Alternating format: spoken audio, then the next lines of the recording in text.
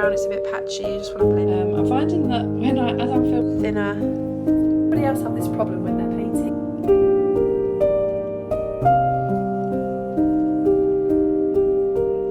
The stickers are annoying me though, so I put them back. Yeah, I've got these small little... I've had a couple of deliveries recently which I haven't actually opened yet, so I thought I would open them now. One of them being a sign that I had printed with my logo on. Now is the moment of truth. I'm going to open it and see what it looks like. So the idea behind this sign is for it to either go at the back of my gazebo or on the front attached to one of the tables.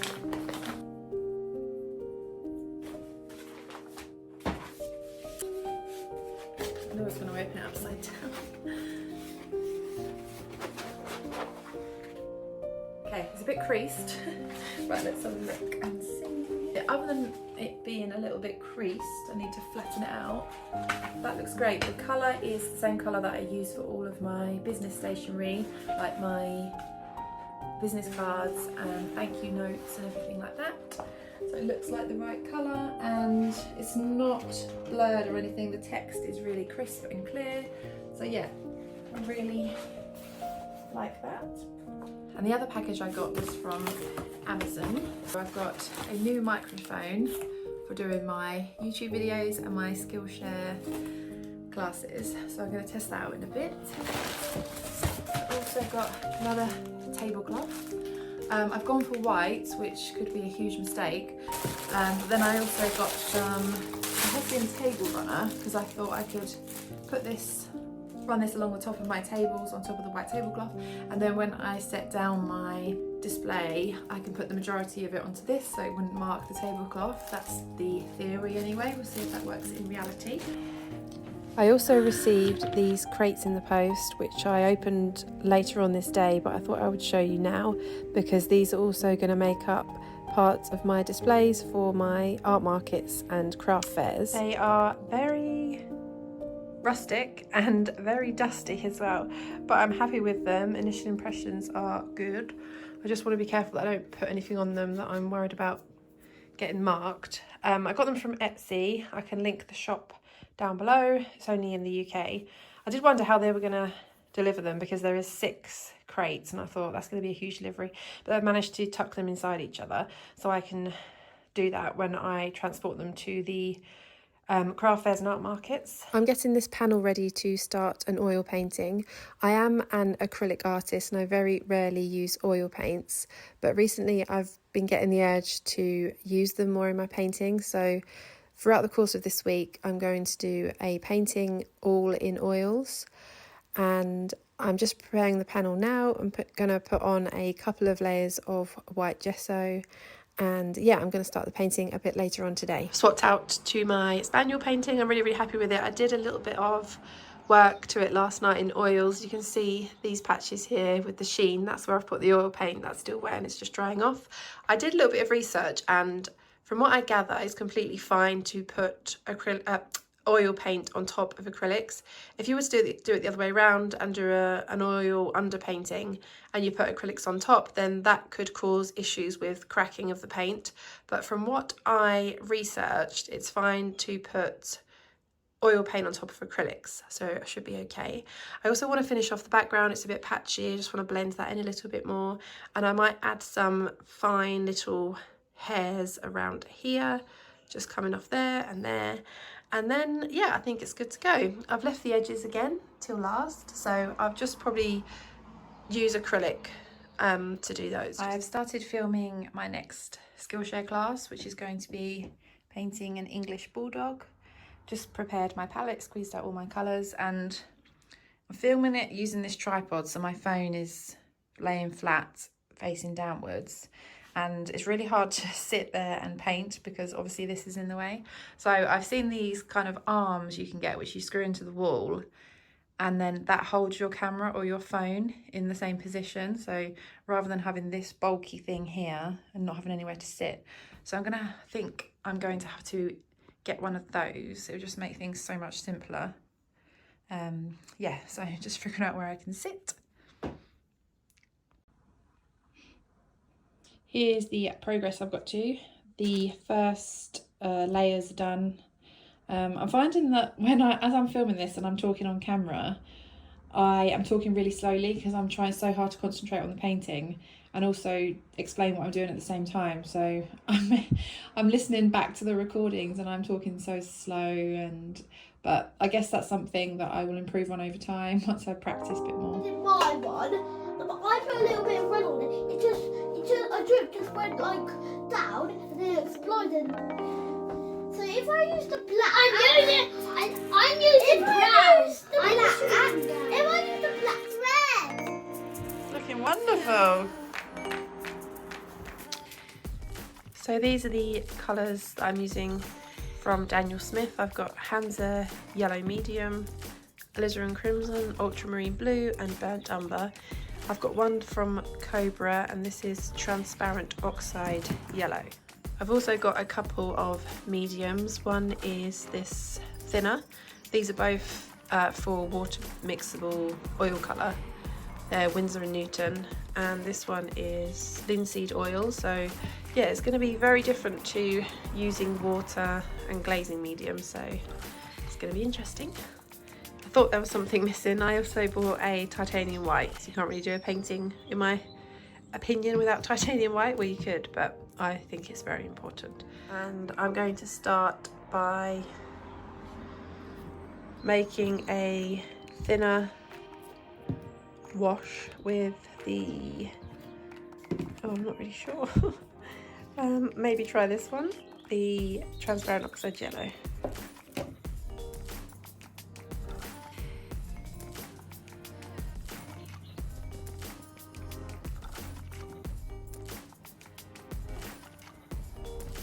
Anybody else have this problem when they're painting and they got the window open? My curtain just blew into my paint. Everything in this room is covered in paint anyway, so keep tucking it in, keep blowing back out again. The first layer's on now, so I'm just gonna wait for it to dry. Normally with acrylic paint, that would only take about 10 minutes, but I think I'll wait a couple of days for it to fully dry. I had a bit of trouble with the pencil sketch that I did, so that's something I need to bear in mind for the future, is to maybe find something different to sketch out with, maybe a brush pen or something like that. But I thought I'd show you how I mix my, how I clean my paintbrushes, when I've used oil paint. I use the Masters brush cleaner. It's brilliant. I've not found anything as good.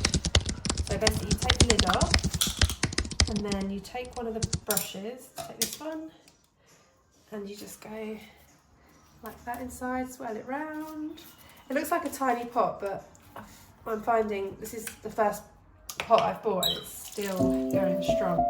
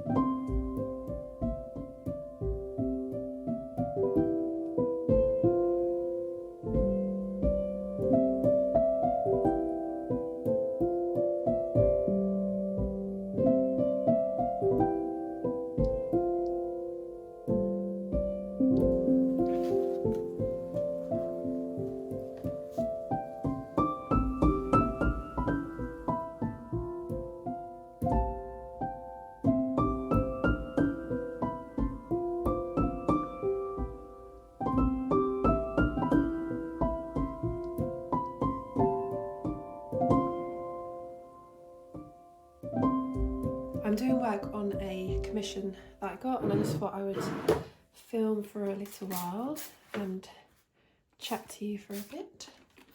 I'm using acrylic paints, and if they're drying out, then I just spritz them with some water. I'm working on this commission here. I don't think the lady who's ordered it watches my YouTube. It's actually a gift that she's ordered for her friend, and the friend who it's for has ordered one of my portraits before for her parents, because sadly their dog passed away, so she booked a memorial portrait, memorial portrait, and now sadly her dog has also passed away, so this is Daisy. And yeah, so her friend has ordered this for her as like a surprise gift. I know that both of them don't watch my YouTube. I'm not going to be posting any progress photos on Instagram because I think we both follow each other on Instagram, so, but I think I'm okay to include it on my YouTube. So I'm just doing the underpainting. Yeah, I'm doing it quite carefully this time. Normally I'm not so, I don't want to use the word careful because I am careful with it, but normally I don't put so much detail into my underpaintings. But I'm thinking for this one that I just wanted to for some reason. So the only colours I've used at the moment are burnt umber, and I've used a bit of ultramarine blue here because there were... And that was the point where my phone stopped recording. So it said that my storage was completely full up. It just refused to record and I couldn't open any of my apps or anything. So I literally spent the next 3 days deleting files. I deleted a lot of photos and videos. I guess this is one of the issues with using my iPhone for all of my filming and taking photos and everything. I do find that a lot of the problems that I have with running my small business is to do with technology. Anyway, I am working in the evening now and I've continued with the portrait of Daisy. This is the progress so far. So yeah, I'm just going to be doing a little bit of work on it tonight. I'm so happy I got my camera working again on my phone. So now I'm going to take a little bit of time to package up some greeting cards that I've got. I got three new designs. My golden retriever painting, boxer painting, and my little chihuahua playing the guitar. So I'm going to package those all up now. I just received an order for the boxer design. That's the first one, so I'm quite excited about that. So I'll package up that as well and pop it in the post box later on today. And yeah, I'm kind of on the last leg of preparations for my first art market now, which is at the start of June. So there's only a couple of weeks to go. So I want to make sure that these are all finished off and ready. I'm not going to be doing any more designs now. I've got a few of my bookmark designs, so I don't know really how popular they're going to be. Yeah, so we'll see how they go at the art markets. It might be that the designs that I've got aren't really everyone's cup of tea. I've got the Malinois design and I don't think that's a very common breed, so I might have to look into making bookmark designs from paintings of more popular dog breeds. I don't know, something to think about. I feel like it's kind of a tradition now that I light a candle when I'm doing this job. I just find it a really relaxing process. You don't have to use very much brain power, it's just something that's automatic. So I just like to relax, nice candle, and yeah, get cracking. So I'm going to set up my craft fair and art market table later on in the garden. It's supposed to be nice and sunny today, so I thought it was a good opportunity to do it, and all the kids are at school as well. And yeah, I'm getting really nervous now and really doubting whether I've made the right decision to do one of them, because it was a lot of money. Not only was it a lot of money to have a stall, like just that one-off cost, but it was also a lot of money to get everything that I needed for it, because it's outside and you have to have your own gazebo and everything. So I've invested a lot of money into it, and I'm just wondering if it was the best decision business-wise. I guess there's going to be one way to find out. I am quite excited about it as well. It should be good fun, and it's 2 days camping overnight, so even if it's not a great earner business-wise, then I'm still going to have fun, I think, and hopefully meet some nice people. And I'm a bit worried about the weather as well. So there was another event very, very similar to the one I'm doing a few weeks ago, and it was in April, and April in the UK is notorious for raining a lot basically. But the first day of the festival, everything was open, but it did rain pretty much all day, so they then had to cancel the second day, and a lot of people who had tickets had already turned up at the event and they were waiting outside, and last minute they said we're not going to be able to hold the event today, it's too dangerous. And I just kind of felt sorry for not only the people who had tickets and had already got there and had to turn around and go back home again, because I know a lot of them came from quite long distances, but also the stall holders, because you just think all that effort they went to. And so that is also playing on my mind, what the weather's going to be like. But hopefully in June, fingers crossed, touch wood, it will be nice and sunny and not be raining. It can make such a difference. I've just been making up these cards and realised that I've not signed them. I like to hand sign them in the corner. I'm going to have to unpackage them all and start again. Luckily I've only done 6 or 7, so it's not too bad.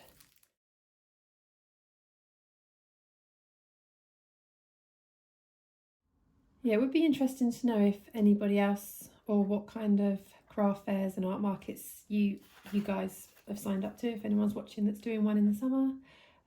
Yeah, which ones have you signed up to and where?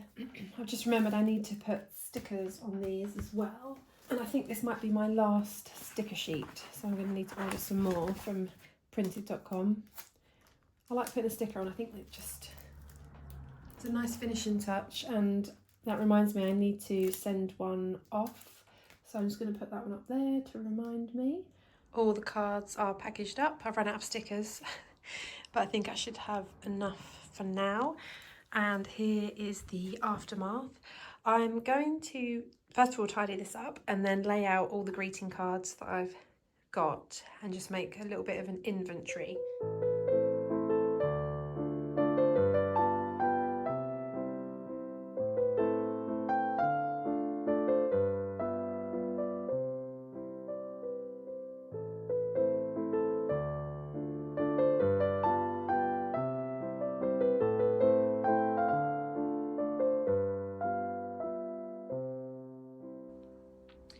I set myself a target a few weeks ago, and it was either to do 10 designs or 12, but I've got 10, so I'm really happy with that, and it's a nice even number.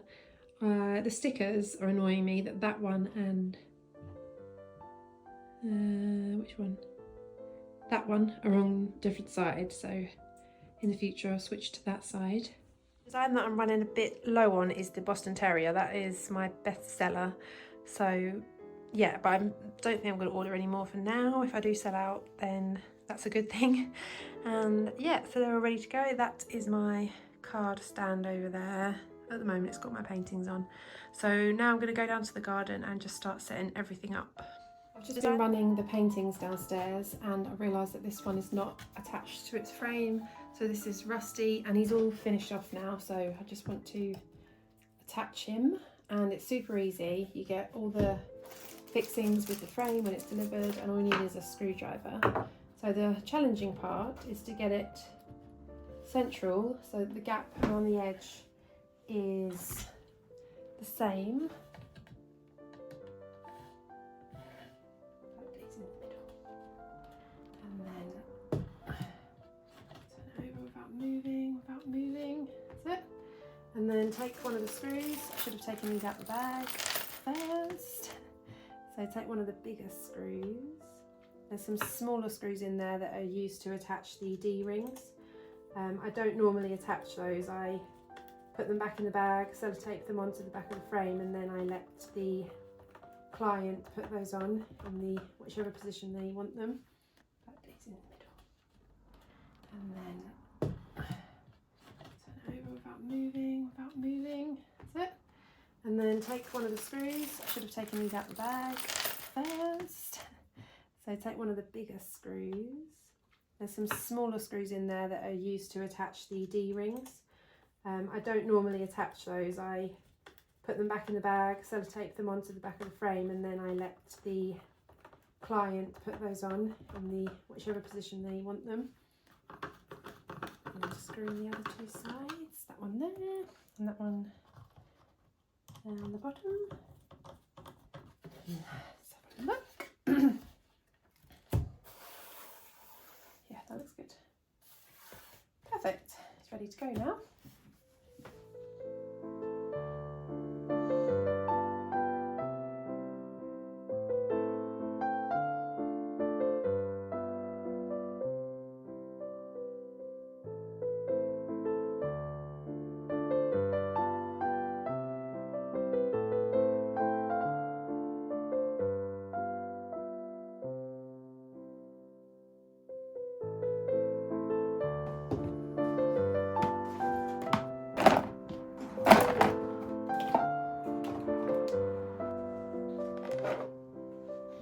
I'm just packing everything into boxes to take downstairs, and these are a couple of fine art giclée prints, and I realised I've got stickers specifically for that. Had these made up.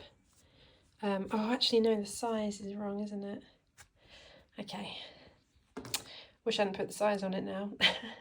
So I had these made up for some A4 prints that I did, and I thought I was gonna put them on there, but they're the wrong size, so anyway, I'm going to put these in the box with the stickers on like this. This is a really good exercise to do because I'll probably just leave everything in the box. My first event is only 2 weeks away now, so I think it will just make me less anxious and nervous about it if I know everything's ready to go. I've also got these original canvas paper portraits that I'm going to take with me as well. These aren't a very good seller, to be honest. I've taken them off of my Etsy shop now, because people were only ordering the stretch canvas painting. But I'm going to take these with me anyway, if I've got space. If I've got too much space, then they'll be a good filler for me. So I'll put those in the box.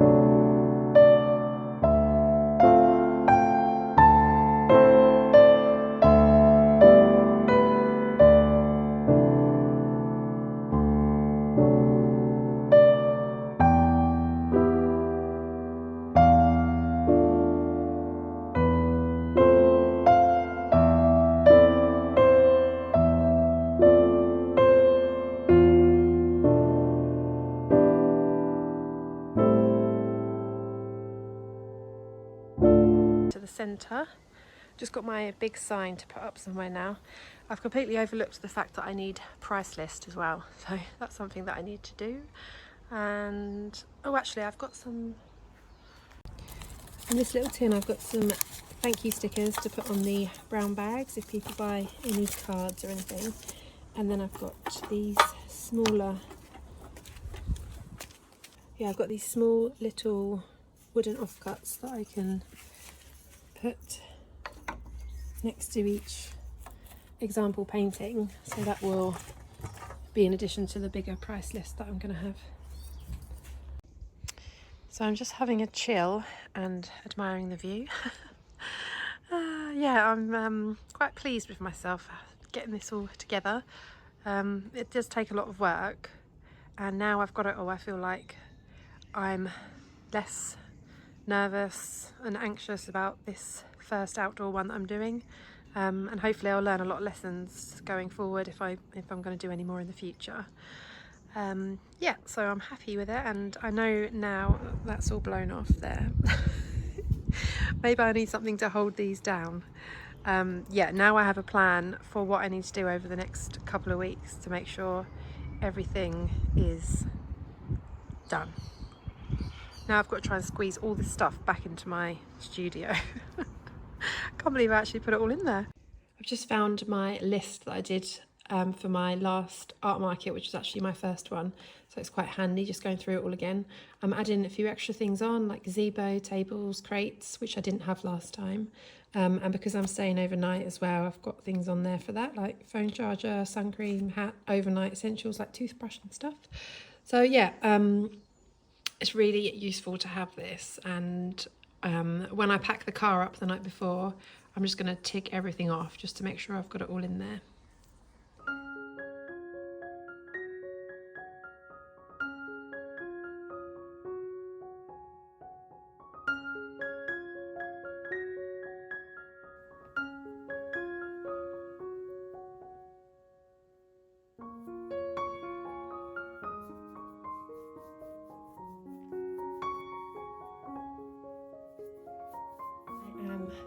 Loving painting with oils so much.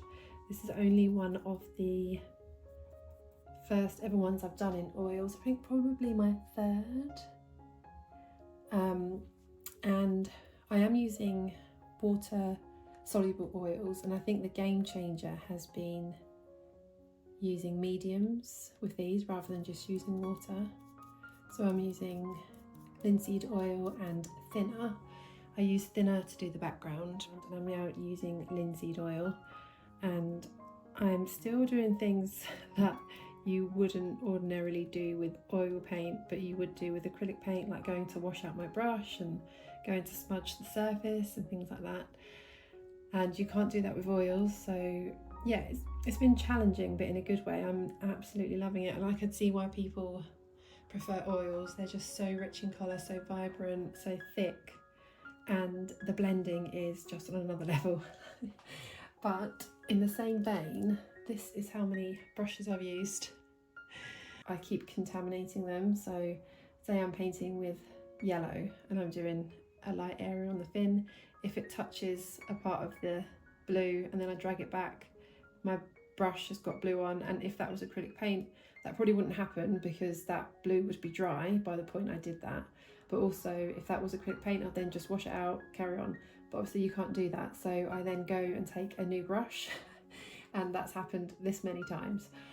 So it's definitely, yeah, a learning curve and much messier than acrylic paints, but it's definitely something that I'm going to carry on doing going forward, and maybe even one day I will switch out the acrylics for oils. I'm not ready to stop completely using acrylics yet, but I could see myself doing this one day, I think.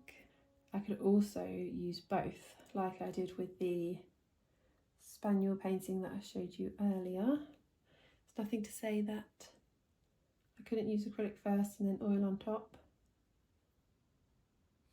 I was just editing the video and realised I hadn't filmed an outro, so I wanted to take this opportunity to say thank you for watching if you've made it this far, and also I wanted to show you the progress of Daisy's portrait. Yeah, thank you for watching this video. If you liked it, then please consider subscribing to see more in the future. I look forward to seeing you in my next one.